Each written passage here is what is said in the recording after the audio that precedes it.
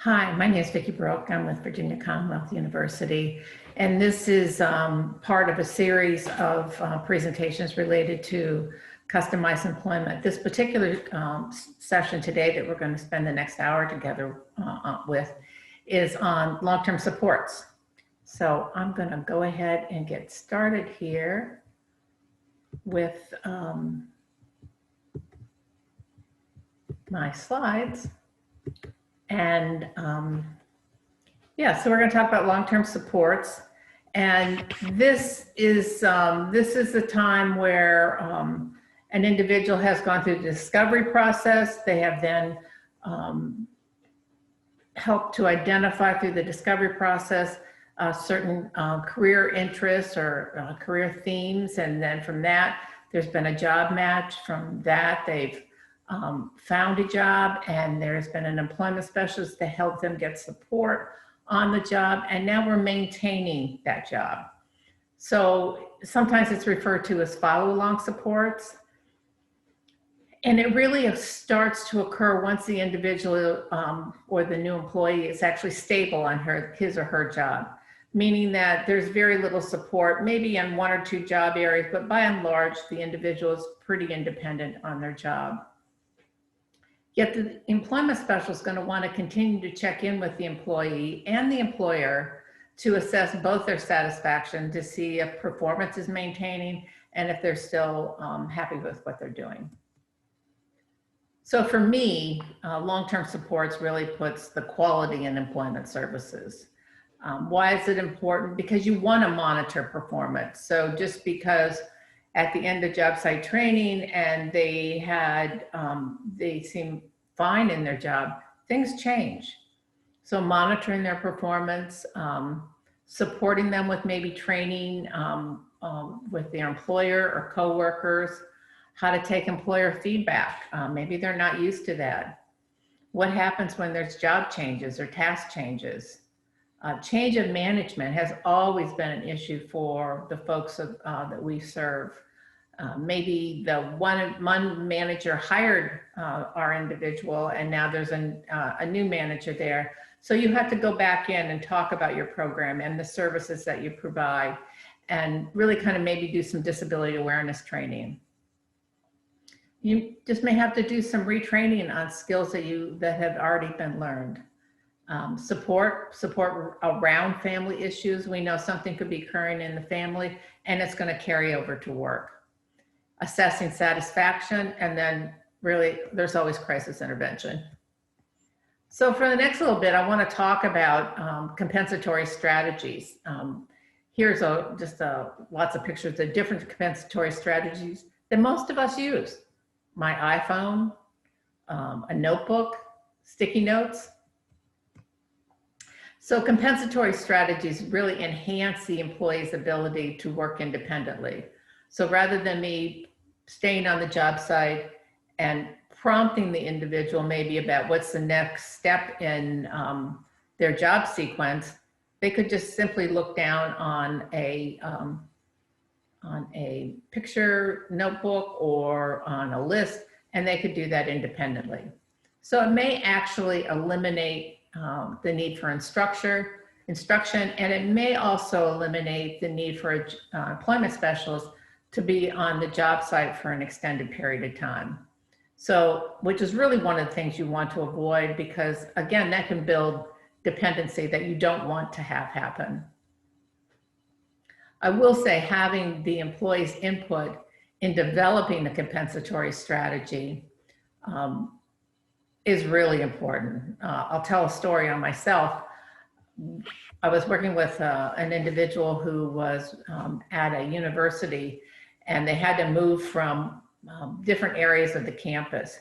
So that night I went home, and my family and I developed this really beautiful map. And it was all labeled, and it was so beautiful. I went to work the next day and laminated it. But when I presented it to the new employee, they did not like it at all. What he did was develop his own map, and it was really functional for him. So the step that I left out was really involving in my need to hurry up and get it done for work the next day, I left him out. And really, if it's his compensatory strategy, he needs to be involved with it. And also, making sure that the coworker or employer has seen it too. The last thing you want to do is design something that would be stigmatizing to the individual. So maybe it's something discreet that is hung in their locker. So you just want to pay attention to that. And the supports could be altered based upon the need of the individual. So it's not going to be a one size fits all. You have to really tailor it to the individual. And I love the saying, tell me, I'll forget, show me, I may remember, but involve me, I'll understand. And that was the lesson I learned from going home and developing pretty maps. So this is just a list of just a few of the job site challenges that employment specialists face on a regular day. Tantrums, self-stemming behavior, off-task, on-task behavior, personal hygiene issues. So how do you deal with them? You want to deal with them quickly and efficiently before it becomes really a big problem for the employer, and all these things can lead to somebody being fired. So you want to get to it as quickly as possible. So some of the supports that could be provided would be a written list.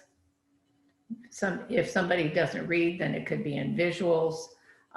Task analysis can be written for both hard skills and soft skills. Often decision trees are really helpful. If, kind of going through, if this, then this, if this is done, then move over to this.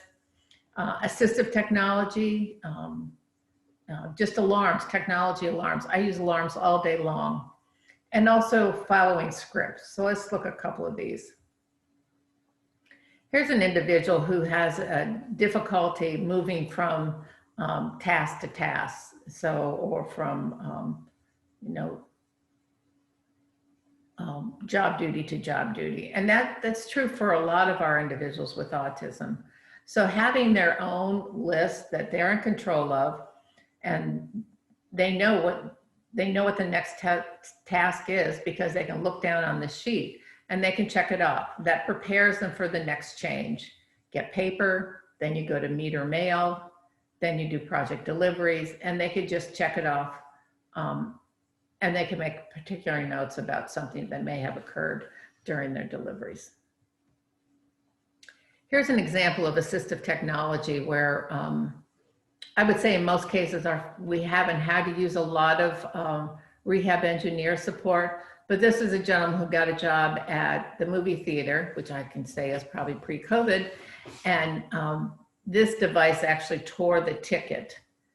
So he could sit there and run it across and it would tear the ticket, and he could keep the one stub would go into that box below, and he could hand the other end to the movie participant.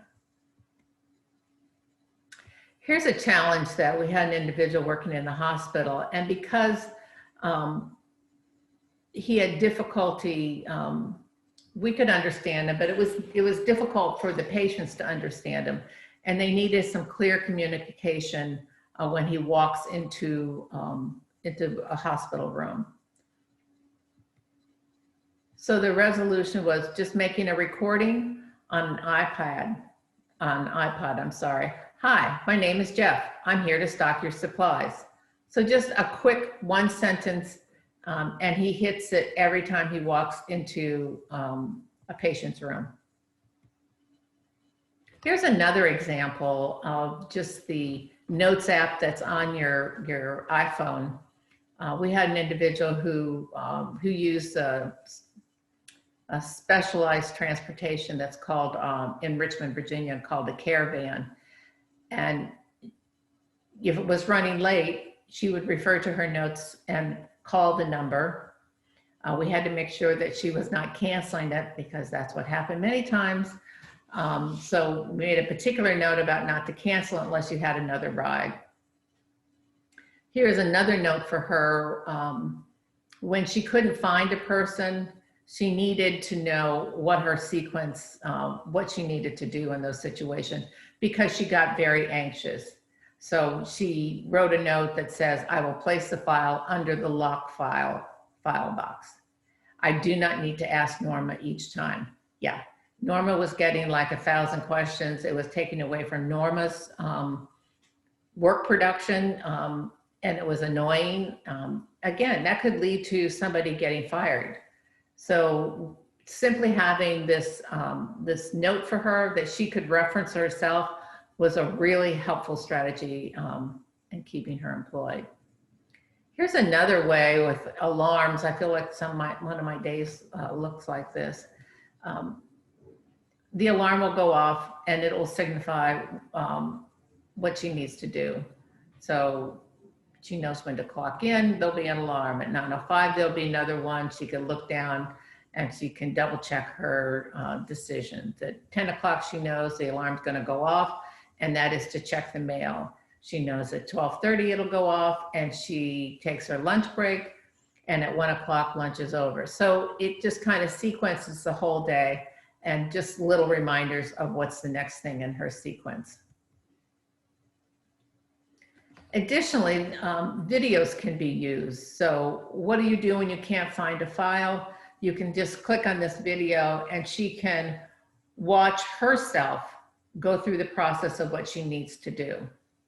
Again, an employment specialist could be standing over her and providing that support, or she could be independent. And really, I mean, sometimes when employment specialists have been on a job site for an extended period of time, I mean, their voice can become a negative stimuli. So here she can just open her cell phone and look at this video. Again, as I indicated before, like riding the caravan or the specialized transportation really became a big thing for her, and she was very nervous. So again, looking at the video and going through that sequence. Another one for what she does when she needs to check the mail, and then all the tasks that are related to the end of the day. You forget, you just open the video and watch yourself go through all those steps. Thankfully, after being on the job site with this individual for an extended period of time, we found out that she really liked podcasts, and in particular NPR's podcast. It just was really soothing for her. Prior to getting those podcasts loaded onto her phone, she would just dart out in that road that you can see behind her and just keep darting out looking for the van, darting out looking for the van. It was really quite dangerous. The employment specialist had to stay there for an extended period of time, not really providing any work support, but really providing the safety measure. Once the podcasts were on, she was very calm. Here's another example of just a note. What do you do first, and then what do you do next? It's written here. The individual can just go to it was on a bulletin board that was posted in the room where they get dressed in their scrubs, sort of discreet area, and he would always just check that.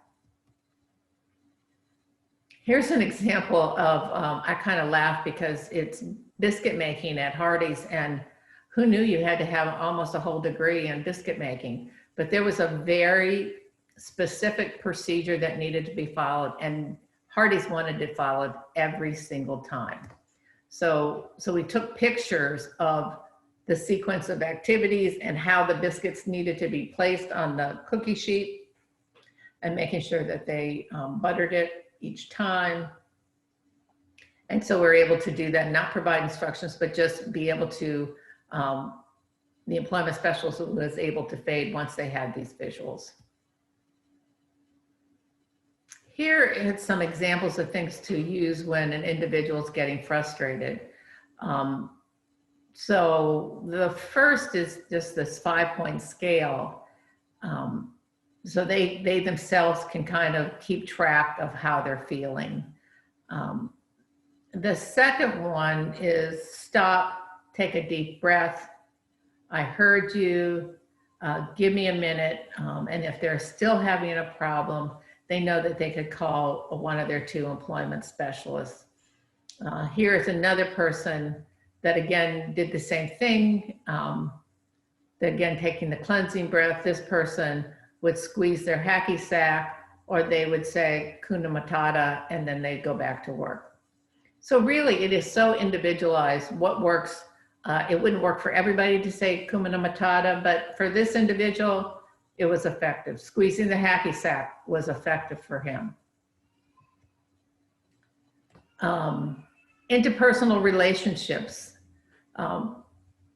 So these are some of the things that are really hard for our public schools to train on, but it's what happens in the work environment. So it's okay to say hello and smile back to my, and go back to my work task. Not spending a lot of time chatting, but just say hello and go back to task. When you greet a male coworker and friends, for this guy, you can do a handshake and a pat on the back.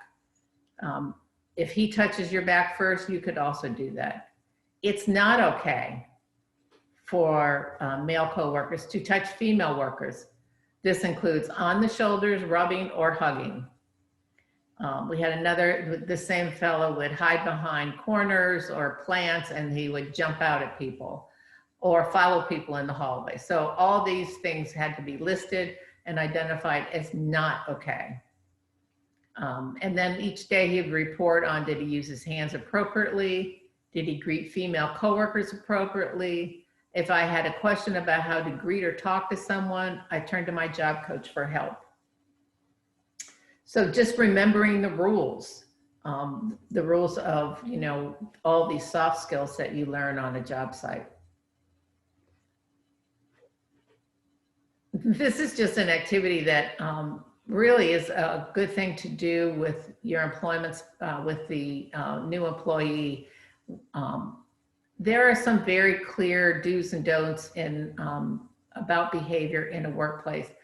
In some of them, we're not going to have a lot of wiggle room. Some of them, a male employee touching a female coworker could get them fired immediately. So it is really good to kind of talk these out in very clear language and get some agreement from the new employee and kind of get an idea of what they're thinking. What do they think is okay? And clear up any misconceptions right from the beginning. So we often have like a little sheet that's called being professional. So being professional means, what does that mean? It means following a schedule and working, listen to coworkers and use manners, and respond to my alarms. So for this individual, those were his concerns, his areas that were falling off. And so having the sheet to remind him that this is what it takes to be professional. This is just another aid to kind of track break times. He can remind him to set an alarm, whether it's a 15-minute alarm or a 30-minute end of his shift. So a lot of instruction on setting alarms and going back to work. I really like this one. It's a self-monitoring checklist. So where this person was earning a reinforcement, but they were doing it all on their own. So it was their own self-monitoring checklist. They kept track of whether he was professional, whether he finished his skills, schedule, and did he follow HIPAA regulations. So he was working at a hospital. So you could see in the one day he had Monday through Tuesday, Wednesday, and Thursday were great days. He didn't have such a great day the following Tuesday, but did on Wednesday. So once he had 10 good days, he could go to this area that has treats that that individuals already identified what they liked, and he could go get a bag of Skittles. So again, the nice thing is it's not the employment specialist badgering him or hanging over him, but really kind of talking through with the new employee. Had you done this? Did you stay out of the nursing station? Perfect.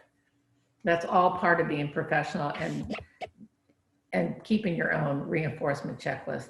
That won't go on forever. but having it for a while will help him remember what he's supposed to be doing.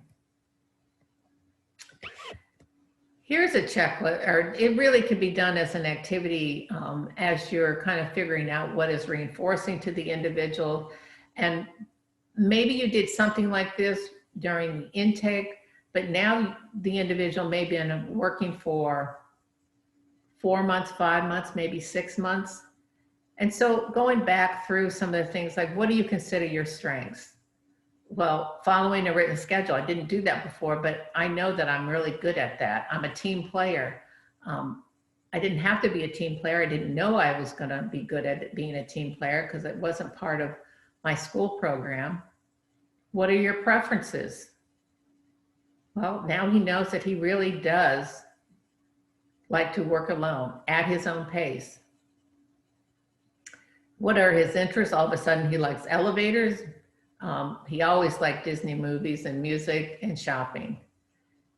So the nice thing is about having this filled out, should employment specialists turn over, it's really nice to be able to pick this up and know something about Stephen. It also helps Stephen to kind of think through what his interests are, what his preferences are, and what his needs are. He needs a mini little schedules. He needs the cell phone and the alarms. He knows he needs that now. He knows that's helpful for him. So it's really nice to be able to complete something like this and have it in Stephen's file. So Stephen can reference it, the employer can reference it. It's just a really nice little tool. Here's one more, it's a little more elaborate, where Jacob has really identified things that are important to me, helping others on my team, the well-being of others, being independent in my job. He's identified additional supports that he needs. If I need help with work or social skills, please let my manager know. They can contact my job coach who can provide me extra support that I need. So it's kind of like Jacob is in control of his job. He's identified 6, 7 ways to support him at work. He has a passion for helping others, doing a good job. I like to play baseball. So I love honey buns. So there's personal things, work-related things, and personal things about Jacob that could be helpful for a change in management. It could be helpful for a change in employment specialist. And it's just a way to get to know Jacob in a really nice, informal way and really kind of kick off conversation with him. So how often should you provide support for an individual at this stage of employment? Well, I would say at least twice a month. At one point it was part of the federal legislation and it's not right now, but twice a month. It doesn't have to be long, but you're just going to go in and make a check. Has the manager changed? Has there been a difference in work? Has new job duties been added? Check in maybe with the coworkers. Oftentimes, if something was going awry on a job site, coworkers are going to know about it long before maybe the manager might know about it. Talking to all of them, including the employee, of course. Are you still happy with work? Do you still like this work? Are you thinking about moving in the organization? What does that look like for you? So continue to do this at least twice a month. Just a real quick check-in can be really helpful, and maintain employment. So you've made this big investment in the individual to go through discovery and job development and the job matching and then the job site training and support. So popping in a couple times a month is not so time intensive to help the individual kind of maintain their job. So I just want to say thank you very much. I enjoyed talking to you today. I really love the long-term support component of customized employment. I think it's really important. It's probably the least researched, the least understood area of customized employment.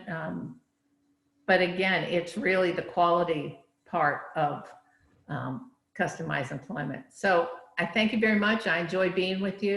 I hope to talk to you again.